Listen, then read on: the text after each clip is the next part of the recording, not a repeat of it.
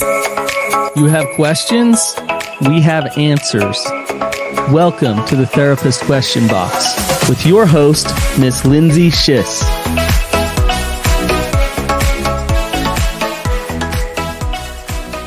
Welcome back to another episode of the Therapist Question Box, where we are not afraid of anything. So ask away.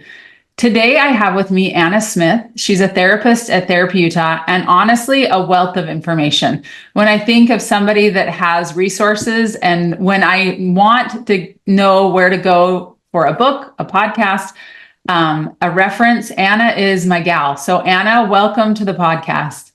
Thank you, Lindsay. I am excited to be here. Awesome. So Anna, why don't you tell us just a little bit about yourself so our listeners can get a feel for who you are? All right. So a little bit about myself. I love doing one-on-one therapy. I love connecting with people. Don't love so much podcasts, but I know. But here we are. But here we are. But I really do love sharing resources. I love sharing information. I grew up in Houston, Texas. I've been married for 28 years, so I do know a lot about marriage. I joke with people that it's not the perfect marriage. My husband just married the perfect wife. I like it. Does he know that? Have you let him know about that? Not true at all, but I like to keep that the thought alive. I really do love talking about marriage, helping people heal.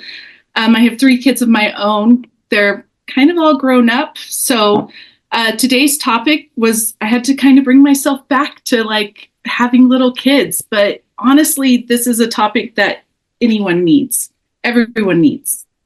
I agree. I think that regardless of the stage of life we're in, we're going to push up against this question. And so we'll launch right into it. It's really about discussing responsibilities at home.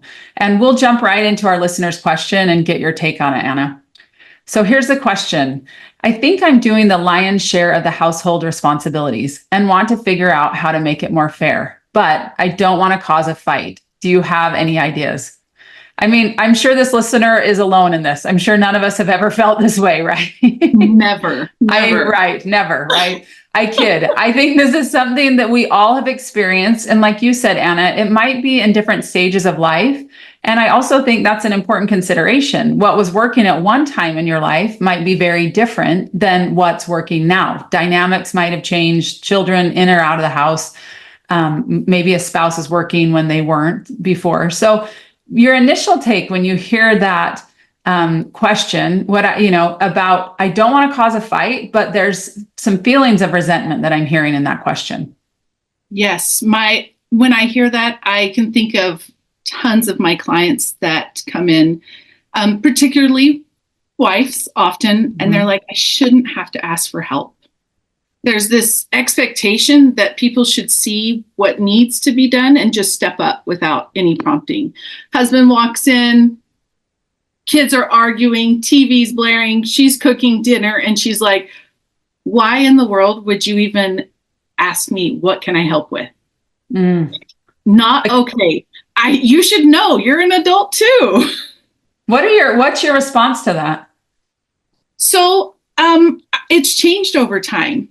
But one of the things, my response is, why shouldn't we have to ask? So the asking is okay. Asking is really, really important. I kind of tease, but I'm like, how do you know what foods your kids like? They tell you. Sometimes they spit it at you, but you ask them, they tell you.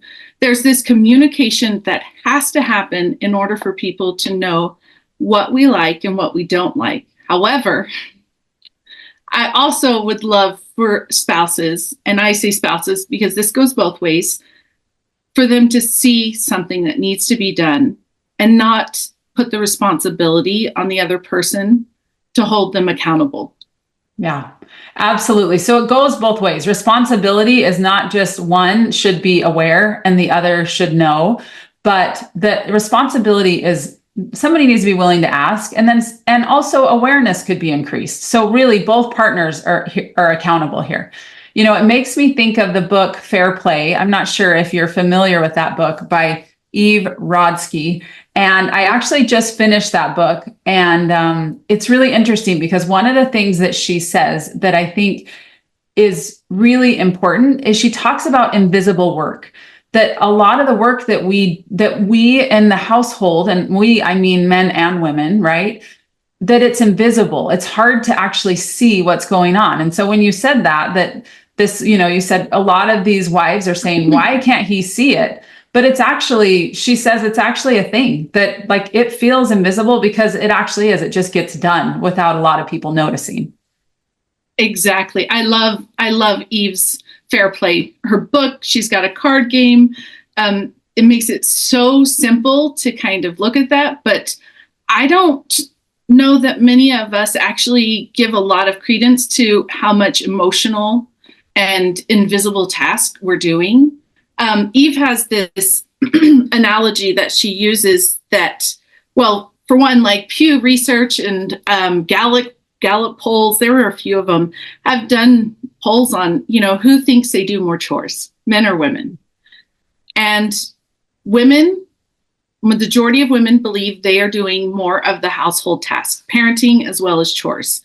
But when they poll men, they also believe they're doing the majority of the chores. Oh, that's so interesting. Both partners do. Can't be true, right? Oh. Mm-hmm. Both of them cannot be doing the majority of the task.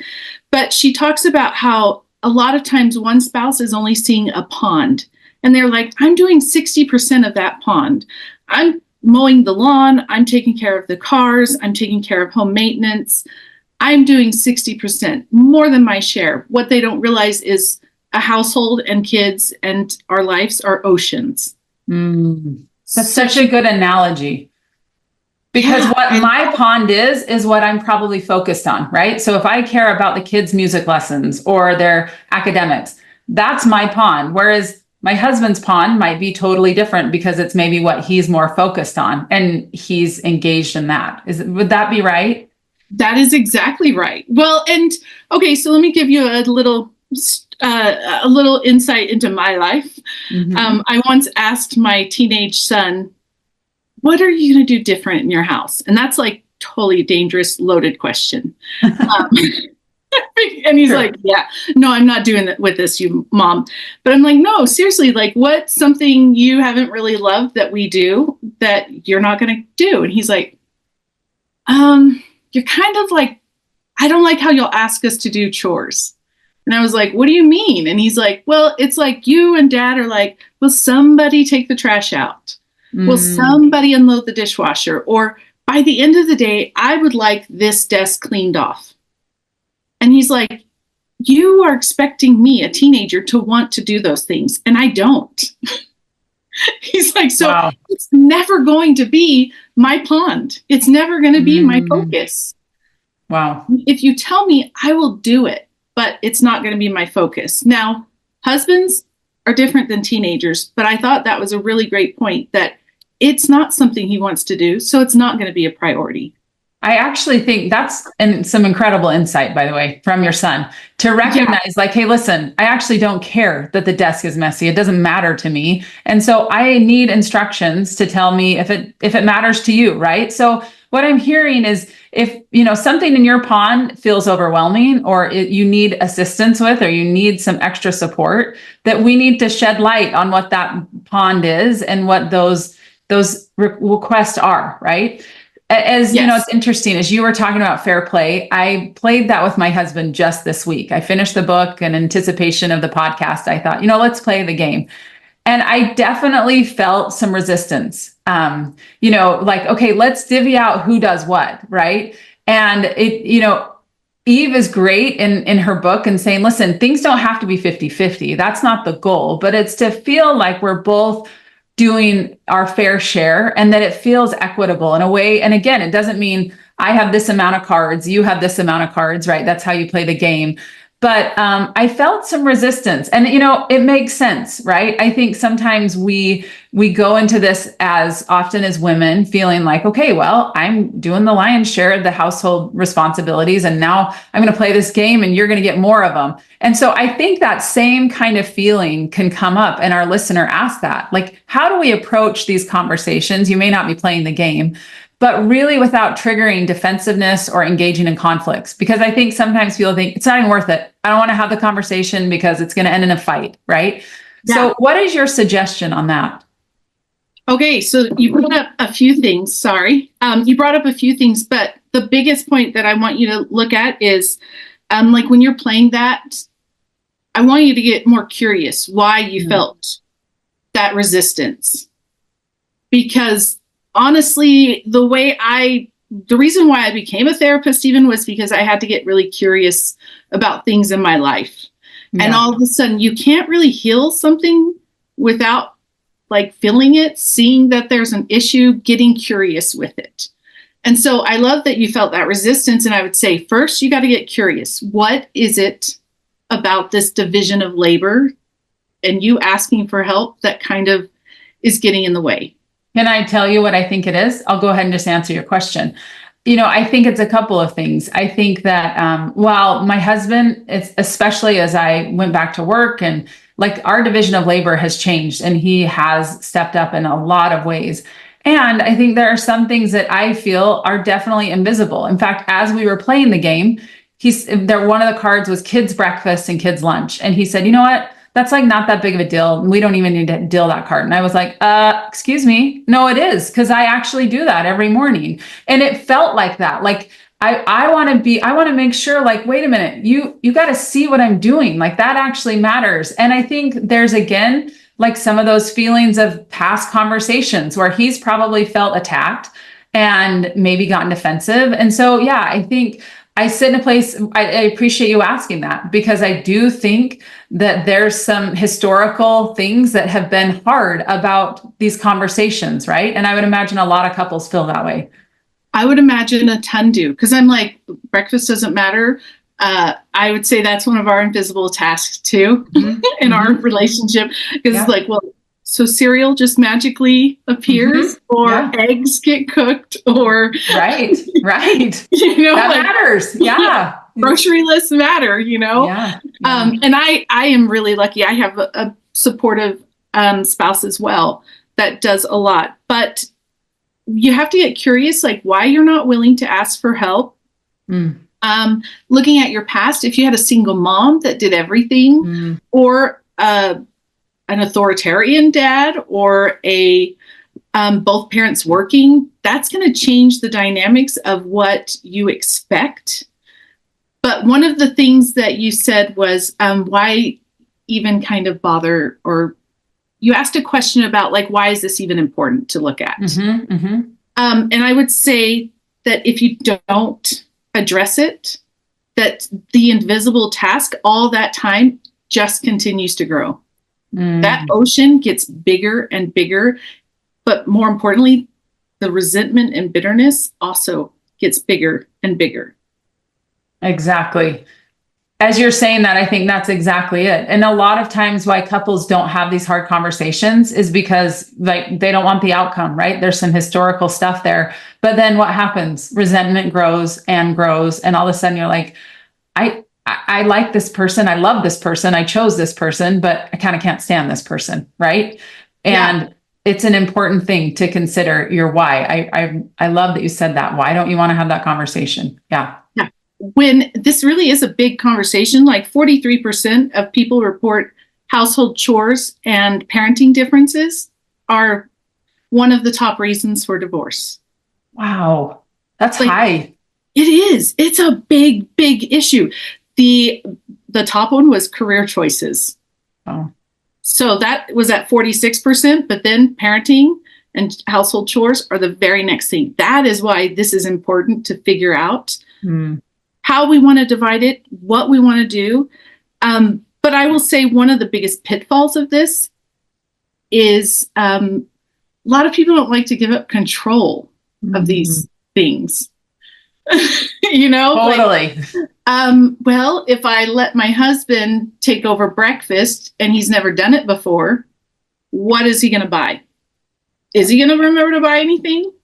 Mm-hmm. Are my poor babies going to go hungry? Like, is he going to buy the terrible sugar cereal that they're going to be starving in an hour? Right. I mean, right? I think that is a really important thing, is to recognize where we are saying, no, it has to be done this way. And, there may be a spouse on the other end or a partner that's saying, you know what? No, thank you. Because I'm just criticized no matter what I do. So it's not even worth trying. No, I back out. Right.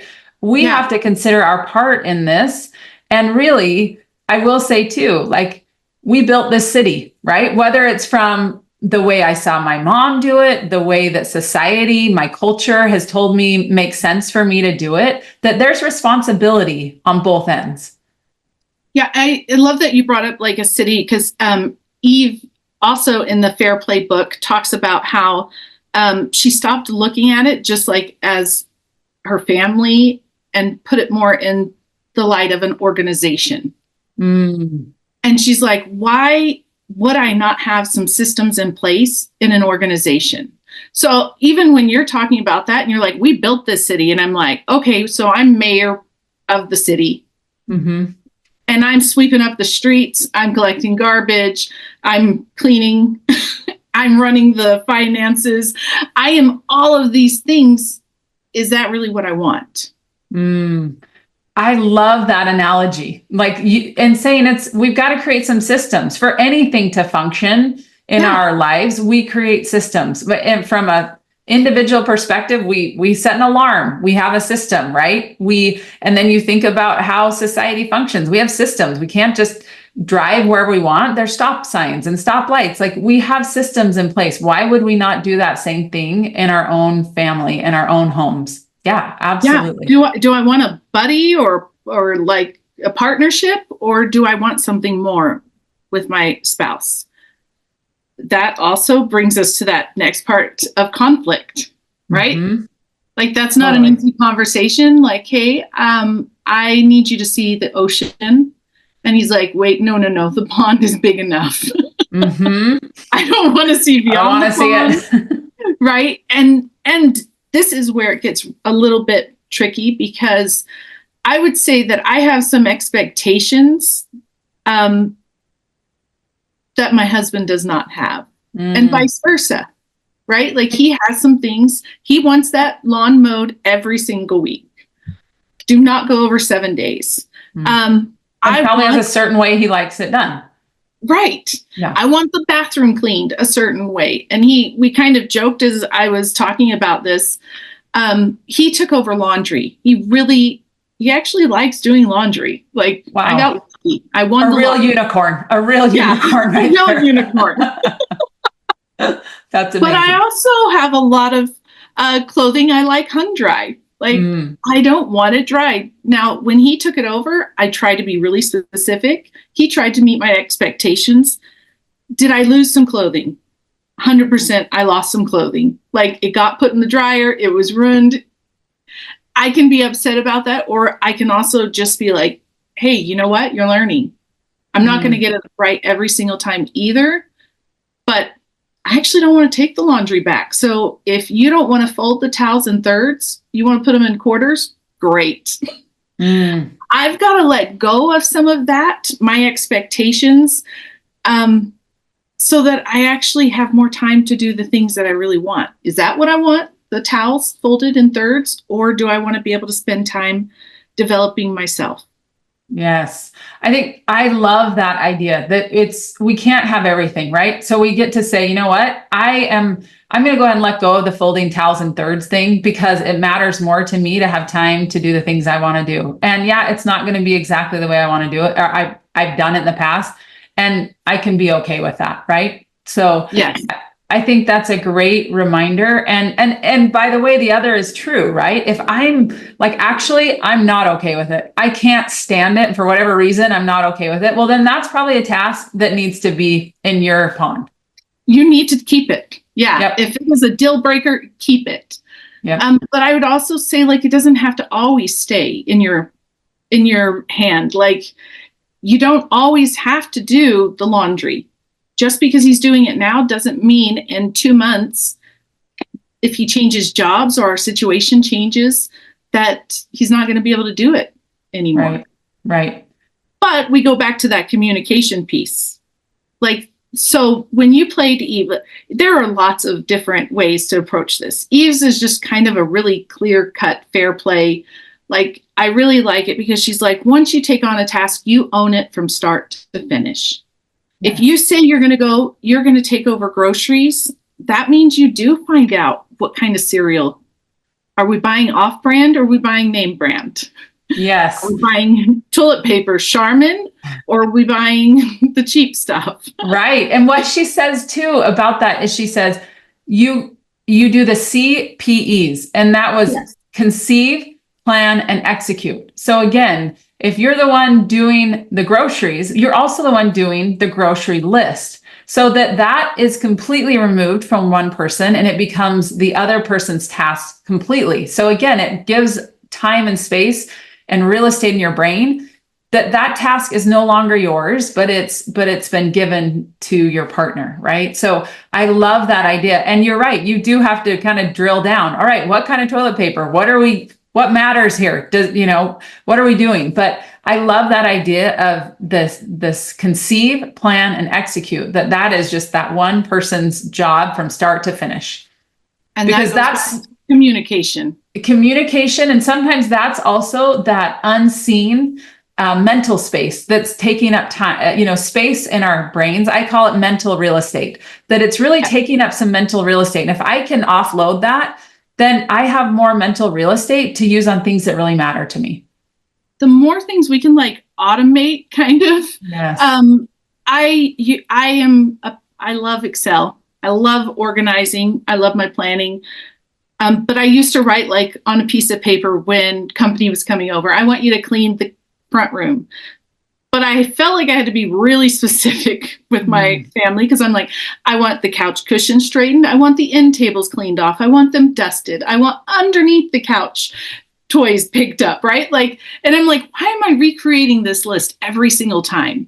This is ridiculous. Now we have a list for when we go out of town, this is what needs to be done in the household.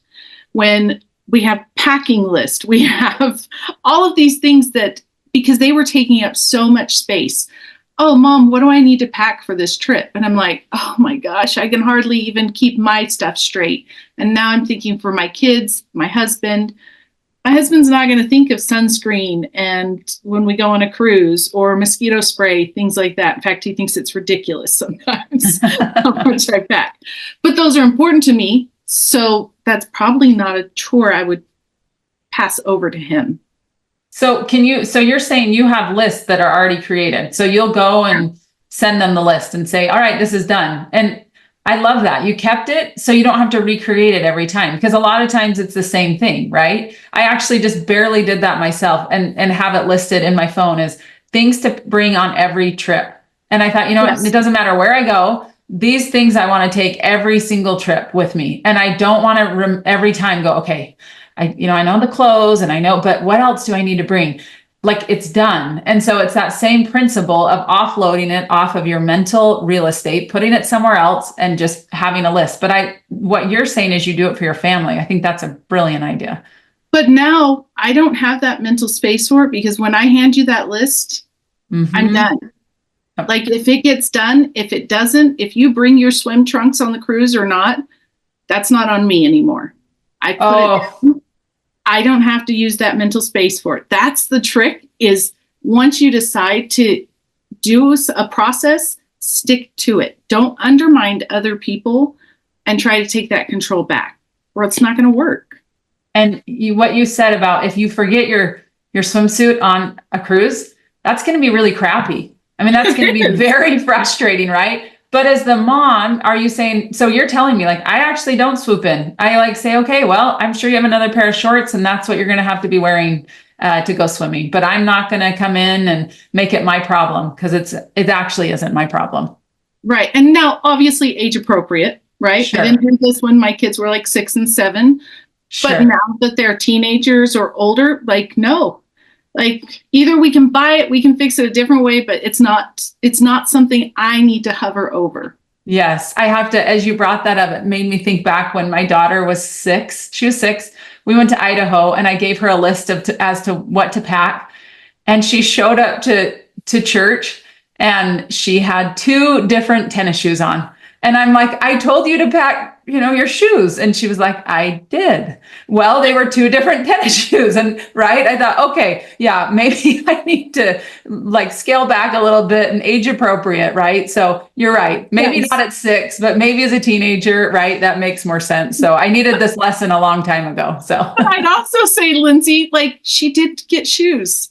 she did. We've got to let go of some of this, like, oh, they've got to look so perfect, All right, well, you brought shoes. And you know what? You're actually right. She came, she had shoes, it was fine. No, it didn't matter, right? And sometimes I think it's our own ego that gets in the way. Like, oh my gosh, they're going to think I'm a crappy mom because look at her shoes. She has 2 different shoes on and oh my gosh. It's like, you know what? That's actually more about me than anything else, right? When you talk about curiosity, I think, oh, that goes back to getting curious about myself and, oh, what does it say about me? What am I worried people might think because she has 2 different shoes on? No, that's exactly where I was like, that is the whole point of getting curious. Why am I unwilling to ask my husband for more help if I need it? Yep, exactly. It's this, I'm afraid of the tension that's going to cause. Well, guess what? You're going to have tension if you don't ask. Yeah, absolutely. Am I afraid he's not going to like it? Well, I can almost promise you, he probably isn't going to love the idea of adding more. Mm-hmm. However, if we can do this with more curiosity, you approach it with, hey, I just not like, how do I get my husband to do more work? But how do we partner on this better? How do we create a city that we are both running? We don't love yard work, but I have a couple that I was seeing, and on Saturdays, they're like, neither one of us love yard work either. And so we get up, we make breakfast together, we go out, I'll do the beds, he'll do the edging and stuff like that. And then we always go out to dinner for lunch, we always go out to a restaurant for lunch. Sure. And I thought, I could probably implement that in my own life. Mm. Right? So it's chores that we didn't love. Now we at least get to be together doing it. Yes.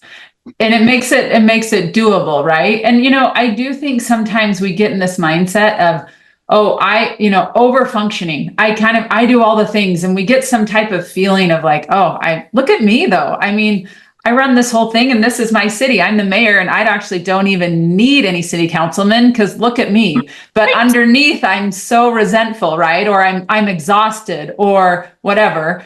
And actually, maybe you don't mind that, but I just want to think about there's also another part of this that over-functioning enables under-functioning, and under-functioners and people that are not showing up fully, that actually is not an embodied way to show up in a relationship. And so we're not doing anyone any favors when this dynamic is really off. Right. Well, and I go back to that city, like, do you really want a city that's only run by one person where no one else has a say? But also I look at that other spouse that's the under-functioner. He doesn't get a say, but he's also allowed it. He's just like, yeah, well, I don't care. I'll just take whatever I get. I'm like, that's not a way to live either. Living on whatever scraps are left over for you. I want you to both say, I want this city. I want this organization, which I would say most people think their home is the most important thing in their life. Their children, their family, their marriage, their relationship. So why don't we give more time to it? Absolutely. Why Amen. don't we be more curious? Yep. Amen. And I want to, before we wrap up, I want to make sure that we have covered everything that you feel like. Is there anything I didn't ask or that you feel like, we just really need to make sure to say this before we end? Not necessarily, but I would say getting curious is going to be your biggest thing. Understanding that there is a lot of invisible tasks. Okay, that is the one thing we left out. I think sometimes our husbands are just like, well, I'm doing just as much as you. Okay, well, I got to schedule all the dentist appointments, which means I can only call between 8 and 5 if they're open every single day. So I also have to go to school and help with the school party. I've got to drive kids back and forth. Like, your time is important. But a lot of women's tasks are done during, they're not negotiable of when they can be done. Sure. Breakfast has to be done in the morning, or it's not really breakfast, right? Dinner done at night. Whereas the yard can be done anytime, weekend, it can be done at night after work, it can be done before work. There's a little bit more flexibility. So taking that into consideration when you're making those roles, that and kind of divvying out tasks, that time should be counted towards that task. Yes, I love that. Time should be counted towards that task. And as you say that, it makes me think that the way we think about time matters, that women's time or men's time is just as important, right? So even if the time is being used, sometimes we think, oh, if they're making money, then that time's more important than this time where we're doing household tasks. And I think we need to consider, how do we think about time? It really matters that the time that we use is actually the same amount every day, and that time being spent doing different tasks is not more important than another person's time. Does that make sense? Right. And because I'm doing those things, you actually can spend more time at work. Exactly. Right. So our time is equal. We've got to have clear roles, but also, like, things can change. Yes. Like we said at the beginning, if I'm old, if I'm young, if I have young kids, old kids, it's all going to be different. So keep checking in, like, keep communicating. Absolutely.